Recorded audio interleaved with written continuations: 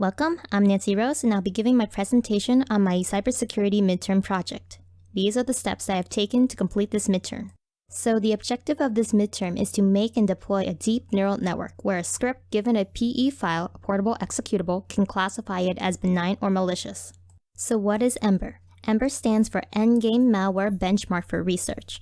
EMBER dataset is a collection of data from portable executable file headers with a binary label of malicious or benign. It was made to fill the need for the cybersecurity machine learning community.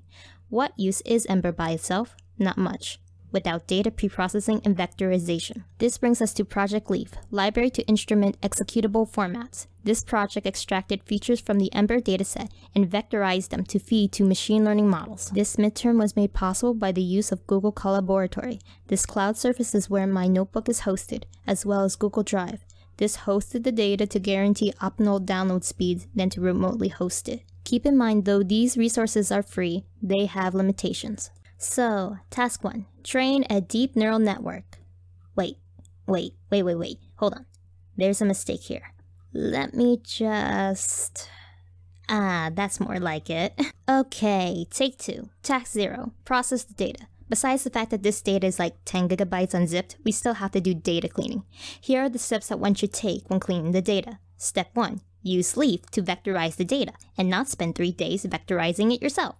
2. So apparently by reading through the EMBER published paper on the dataset, there was unlabeled data. Great, we gotta get rid of that. 3. Normalize the data. The reason why this is in bold is because I spent close to a week trying to figure out why my model wasn't getting close or beyond 0.5 on the AUC. Step 4. Save your data to your drive because this process is long and probably will be repeated multiple times because the RAM crashed. So we're finally back to task 1. Train a deep neural network. So what is my model's architecture? If there's anything that I've learned while reading Deep Learning with Python from Francis Chollet, it is that a deep neural network benefits from having a funneled and wide architecture. More emphasis on the wide than deep. It was recommended to have dropout layers, therefore I thought that it'd be beneficial to have a dropout layer before the first dense layer as well as after. I added a regularizer to the dense layer to avoid overfitting. This book also recommends to use ReLU for the hidden layers as the activation function and the atom optimizer. The output layer uses a sigmoid activation function and it uses binary cross entropy as the loss. My chosen performance metrics are accuracy, AUC, and precision.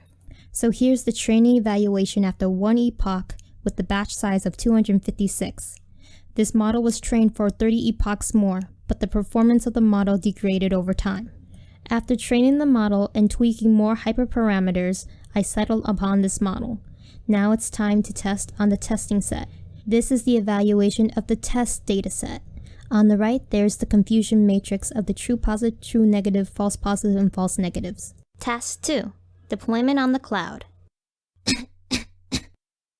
So after a few days of going crazy, I finally got SageMaker up and running. I do want to take a moment to emphasize what is written on this slide, because this was a big part of why it took so long to implement this part of the task. So remember when I trained my model in Google Colab? Yeah, so that's an outside model. In order to use an outside model into SageMaker, you must use the method TensorFlow model and convert the model artifacts into their appropriate estimator. And from that estimator, a model can be made, which will be deployed using TensorFlow version 1.6 or lower. So why TensorFlow 1.6 or lower? Well, if we look at the documentation for TensorFlow model, we can see that the framework version is 1.6. During the tutorial, the version that was used was 1.12. So what about a housed model? A model that was trained in SageMaker? Well, a model that is made in SageMaker is an estimator, and it is easily deployed using a TensorFlow serving-based server. This supports TensorFlow 2.0. So my takeaway from this task of deploying a model using SageMaker on the cloud is to be prepared for incompatibilities if you are bringing an outside model. My second takeaway is that the weights should be saved separately from the architecture of your model, and the architecture should be recreated when downgrading to an older TensorFlow version.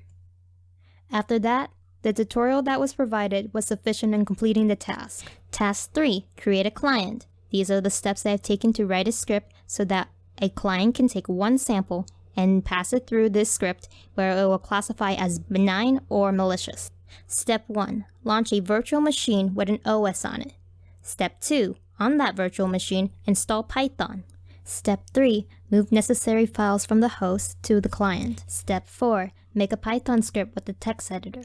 Look through Leaf's code for vectorizing a binary and install any necessary libraries. Step 5. Read through the tutorial for model deployment through SageMaker and parse the code for the client side and paste it into your script. This will evoke the endpoint. Step 6. Get the secret key, password, and tokens from your AWS account or AWS Educate account. These credentials are needed to access the endpoint. Step 7. Remove sensitive data from the script when done. Data like that should be in its own file and not be visible to the user. Step 8. When done, shut it all down, unless you want it to continue running. Here's a screenshot of a client passing a PE file through the Python script. Then the data is turned to bytes and sent to the endpoint to be classified as benign or malicious. The bytes that return is then evaluated into a dictionary. This dictionary is then parsed of its predicted value. This value is between 0 and 1, 0 for benign and 1 for malicious. There is a threshold at 0.5, and therefore since the value came back less than 0.5, putty.exe is classified as benign. With this, the final task is done, and the midterm project is completed.